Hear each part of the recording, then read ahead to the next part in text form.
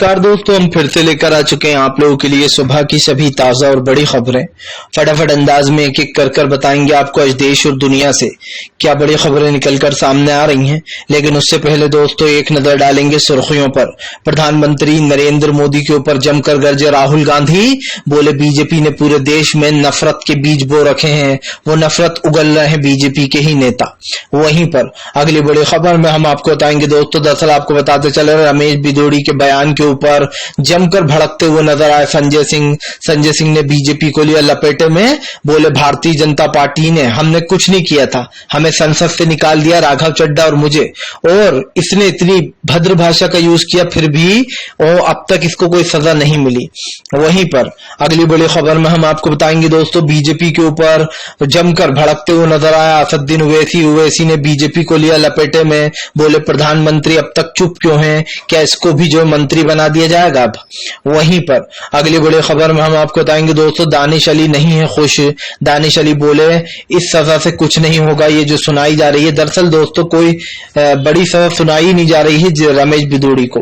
वहीं पर अगली बड़ी खबर में हम आपको बताएंगे दोस्तों, हर्षवर्धन और रविशंकर प्रसाद को लोगों ने जमकर लिया लपेटे में, बोले अब कह रहे हैं कि हमें तो पता ही नहीं था कुछ। आप समझिए दोस्तों, साफ साफ हंसते हुए दिखाई दे रहा है, लेकिन अब बचने के लिए कह रहा है मुझे तो कुछ ऐसा पता ही नहीं था। बताएंगे क्या कुछ बोला है। वहीं पर अगली बिग ब्रेकिंग में हम आपको बताएंगे दोस्तों, यूजर ने सोशल मीडिया पर जमकर घेरा, बोले अगर बेशर्मी का कोई चेहरा होता तो वो डॉक्टर हर्षवर्धन का ही होता। बताएंगे क्या कुछ बोला है। वहीं पर दोस्तों अगली बड़ी खबर में हम आपको बताएंगे दोस्तों, 2024 के चुनाव से बीजेपी डरी हुई है। संजय रावत ने बीजेपी पर बोला हमला, ये लोग फैलाते हैं नफरत।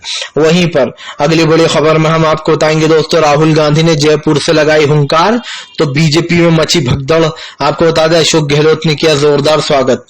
वहीं पर अगली बड़ी खबर में हम आपको बताएंगे दोस्तों, ओबीसी वाला मुद्दा उठाकर राहुल गांधी ने बीजेपी को फंसा दिया है। जिस बीजेपी ने आप समझिए दोस्तों महिला बिल पास कर एक एजेंडा सेट करना चाहा था, उस एजेंडे को राहुल गांधी ने पूरी तरीके से फ्लॉप कर दिया है। बताएंगे क्या है ये पूरा मामला। वहीं पर अगली बड़ी खबर में हम आपको बताएंगे, तेजस्वी यादव का बीजेपी के ऊपर बड़ा हमला, बोले जो महिलाओं के साथ छेड़छाड़ करता था उस पर जब कोई एक्शन नहीं लिया तो बीजेपी से अब कोई उम्मीद नहीं रखना है। बताएंगे क्या कुछ तेजस्वी ने बोल दिया। तो तमाम खबरें फटाफट अंदाज में देंगे, एक एक कर देंगे। फिलहाल फिर चलिए बढ़ते हैं सबसे पहली और सबसे बड़ी खबर की ओर। दरअसल दोस्तों आपको बताते चले, राहुल गांधी का जयपुर से बीजेपी के ऊपर हमला। राहुल ने बीजेपी की नफरत के बाजार में फिर खोली मोहब्बत की दुकान। आपको बता दें राहुल गांधी ने बीजेपी को निशाने पर लेते हुए कहा कि ये वही जहर है जो बीजेपी पूरे देश में फैला रही है। इन लोगों ने राहुल गांधी ने कहा कि फिलहाल संसद में जिस भाषा का यूज होना चाहिए और उस भाषा का अपमान किया जा रहा है। प्रधानमंत्री खुद आए थे दोस्तों संसद और बड़े बड़े बोल रहे थे। प्रधानमंत्री कह रहे थे कि संसद में बैठने वाला कौन लोग होंगे वो जनता तय कर लेगी खुद ही कि कैसे इनकी भाषा तय करेगी कि ये लोग यहाँ बैठने लायक हैं या नहीं। अब आप समझिए खुद ही के नेता इस तरीके की गाली गुप्तार आतंकवादी शब्दों का यूज कर रहे हैं एक चुने हुए सांसद के लिए जिसने लोकसभा की सीट जीती। तो क्या दोस्तों ये सवाल नहीं उठता है कि प्रधानमंत्री के मुंह से दो शब्द नहीं निकल रहा है। यही नहीं, राहुल गांधी ने कहा कि जब से इंडिया गठबंधन बना है तब से बीजेपी में डर है, हमने लोगों के लिए काम किया। अशोक गहलोत जी ने यहाँ की राजस्थान की जनता के लिए हमेशा से काम किया है, लेकिन बीजेपी के नेता हमेशा दोस्तों इन काम को रोकने का कोशिश करते हैं। राहुल गांधी यही नहीं रुके। राहुल गांधी ने कहा कि प्रधानमंत्री ने कई बार इंडिया नाम का अपमान किया, इनका बस चलता तो ये लोग देश का इतिहास भी बदल देंगे। आपको बता दें राहुल गांधी ने कहा कि इतिहास बदले नहीं करते, इतिहास वही रहते हैं जो थे। यही नहीं दोस्तों, राहुल गांधी यही नहीं रुके। राहुल गांधी ने कहा कि आप एक इनकम्प्लीट बिल लेकर आ गए जिसमें आपने ओबीसी का कोई जिक्र नहीं करा, जिसके लिए मुझे बेहद अफसोस है। राहुल गांधी ने कहा कि प्रधानमंत्री इस बिल को सिर्फ एक जुमले की तरह लाए हैं, ये बिल कभी भी लागू होने वाला नहीं है। राहुल गांधी ने कहा इसको लागू होते होते 2029 आ जाएगा। फिलहाल चलिए बढ़ते हैं एक और अगली बिग ब्रेकिंग की तरफ। बता दोस्तों अगली जो बड़ी खबर निकल कर आ रही है, असदुद्दीन ओवैसी का बीजेपी के ऊपर हमला। ओवैसी बोले जो बीजेपी ने जहर बोया है प्रधानमंत्री वही आ रहा है सबके सामने।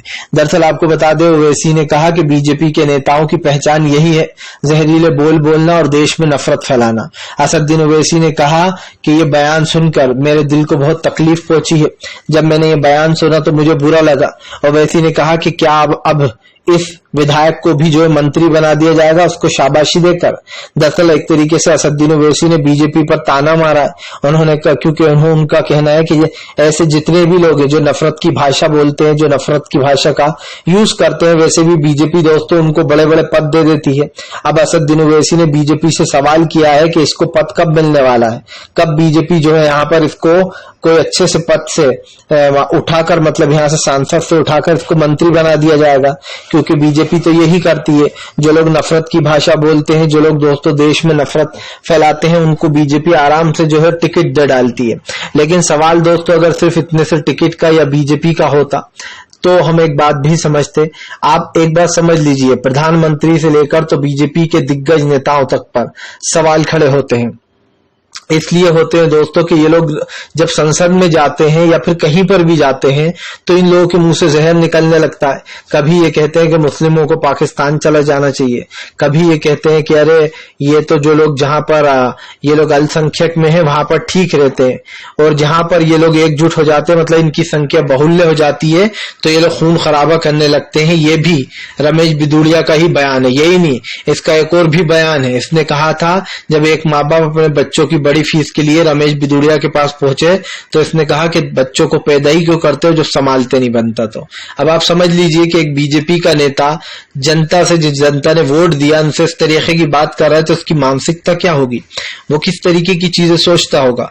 और मुझे पहले से ही मैंने बोला है, मेरे को ये नई बात नहीं है दोस्तों कि बीजेपी के नेता दोस्तों पूरी जुबान पर जहर लगा कर रखते हैं, जिनके मुंह से जब भी शब्द निकलेंगे तो नफरती भाषा, नफरती बोल निकलेंगे। क्योंकि बीजेपी ने एक ट्यूशन दिया है, सबको ट्यूशन देती है बीजेपी कि हमें किस तरीके सत्ता में बरकरार रहना है, वक्त वक्त पर ऐसा जहर उगलते रहा करो। फिलहाल चलिए बढ़ते हैं एक और अगली बिग ब्रेकिंग की तरफ। बता दोस्तों अगली जो बड़ी खबर निकल कर आ रही, तेजस्वी यादव का बीजेपी के ऊपर बड़ा हमला। बोले ये कोई नई बात नहीं है, बीजेपी के तमाम नेता यही काम कर रहे हैं जो रमेश बिदुड़िया ने किया है। आपको बताते चले तेजस्वी यादव ने तंज भरे लहजे में कहा कि रमेश बिदुड़िया ने जो बयान दिया ना वो सिर्फ असंसदीय भाषा का था, बल्कि उसके लिए रमेश बिदुड़िया को दोस्तों जेल जाना चाहिए। आपको बताते चले तेजस्वी यादव ने कहा कि लेकिन बीजेपी से तो हमें कोई उम्मीद है ही नहीं।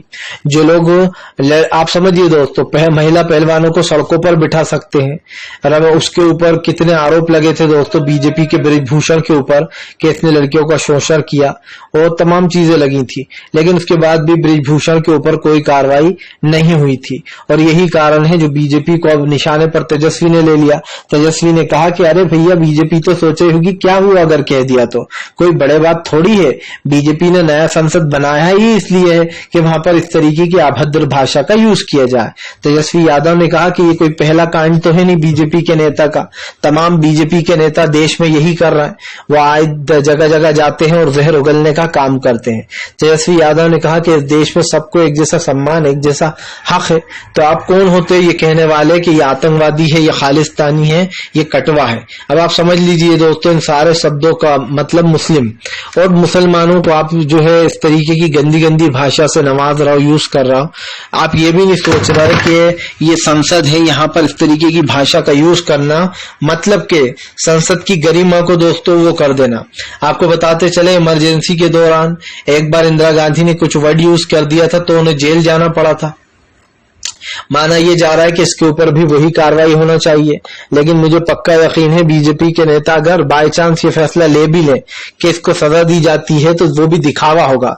क्योंकि कल जब अपमान किया गया तो ओम बिरला मुंह देखते रहे, कुछ नहीं किया उन्होंने। फिलहाल चलिए बढ़ते हैं एक और अगली बिग ब्रेकिंग की तरफ। बता दोस्तों अगली जो बड़ी खबर निकल कर आ रही है आपको बताते चले दोस्तों, मनोज झा ने बीजेपी को सिखाया इतिहास। बोले देश में ऊंच नीच जात पात ये सब कुछ छोड़कर हमें आगे बढ़ना होगा। देश और दुनिया बहुत आगे बढ़ चुके हैं, लेकिन कुछ लोग हैं जो आज भी दोस्तों ऊंच नीच जात पात ये सब कुछ करते हैं। मनोज झा ने कहा कि जब तक हम इस चीज को भुलाएंगे नहीं तब तक हमारा देश आगे नहीं बढ़ सकता। मनोज झा ने कहा कि बड़े अफसोस की बात है कि आपका एक सांसद, बीजेपी का सांसद इस तरीके की टुच्ची भाषा का यूज करता है और प्रधानमंत्री उस पर चुप रहते हैं। मनोज झा ने कहा कि क्या प्रधानमंत्री को ये भाषा सही लग रही है, या फिर अगर बीजेपी वालों को ये भाषा सही लग रही है तो संसद में इसी भाषा का लोग यूज करने लगेंगे। यही नहीं, शर्म तब मुझे आई, मनोज झा जो कह रहा है वो तो बिल्कुल ठीक है। मनोज झा ने सवाल भी उठाया। अब दोस्तों कल रक्षा मंत्री खड़े हो गए एकदम और कहने लगे कि मुझे पता चला। आप समझिए, रक्षा मंत्री वहीं बैठे थे राजनाथ, पूरा बयान वो सुन रहे थे कि दानिश अली से क्या क्या कह रहा है वो लोकसभा में।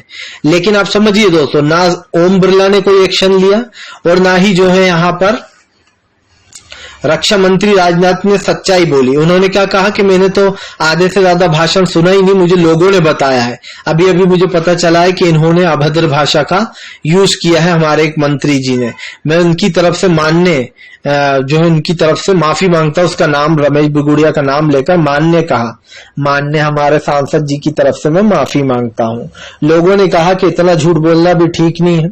रक्षा मंत्री राजनाथ, आप वहीं पर बैठे हुए सब सुन रहे हो, फिर भी आप कह रहे हो कि मैंने कुछ बातें सुनी नहीं आधे से ज्यादा। अब कितनी बेशर्मी की बात है। और डॉक्टर हर्षवर्धन और रविशंकर प्रसाद दोस्तों, ये दोनों दांत निकालकर हंस रहे थे जब लोगों ने सोशल मीडिया पर खास करके रविशंकर को तो फिर भी एक बार बखश दिया लोगों ने, मतलब ट्रोल तो ने भी किया, लेकिन हर्षवर्धन को नंबर 1 पे ले आए लोग। हर्षवर्धन ने क्या कहा बाद में अपनी सफाई में कि मुझे तो फंसाया जा रहा है, मुझे इसके बारे में कुछ पता ही नहीं है, और तमाम तरीके की उन्होंने बातें कही। जब लोगों ने दोस्तों आप समझिए सच्चाई बीजेपी की सामने ला दी तो बीजेपी के नेता भौंखला गए। बीजेपी के नेता कहने लगे अरे ये क्या और वो क्या। अरे भाई ये क्या और वो क्या से कुछ नहीं होगा। आप लोगों को, जनता को बताते क्यों नहीं हो कि आप खुलेआम बेशर्मों की तरह हंस रहे थे। और रविशंकर प्रसाद जी के तो दोस्तों क्या कहने, ये तो आए दिन जो है बड़ा ज्ञान बांटते रहते हैं हिंदू मुसलमान पर, बीजेपी कांग्रेस को कोसते रहते हैं। लेकिन आपने देखा कि कल कैसे जब इनके मंत्री साहब गालियां दे रहे थे तो ये बकायदा एंजॉय कर रहे थे दोनों, हर्षवर्धन जी भी और रविशंकर प्रसाद भी। ये दोनों के दोनों दोस्तों बहुत हंस रहे थे। लोग भी बेशर्मी से लिख के गए हैं कि इससे ज्यादा बेशर्मी कुछ हो नहीं सकती है। जैसे इस व्यक्ति ने कोई जोक सुनाया हो ऐसे हंस रहे हैं ये दोनों बेशर्मों की तरह।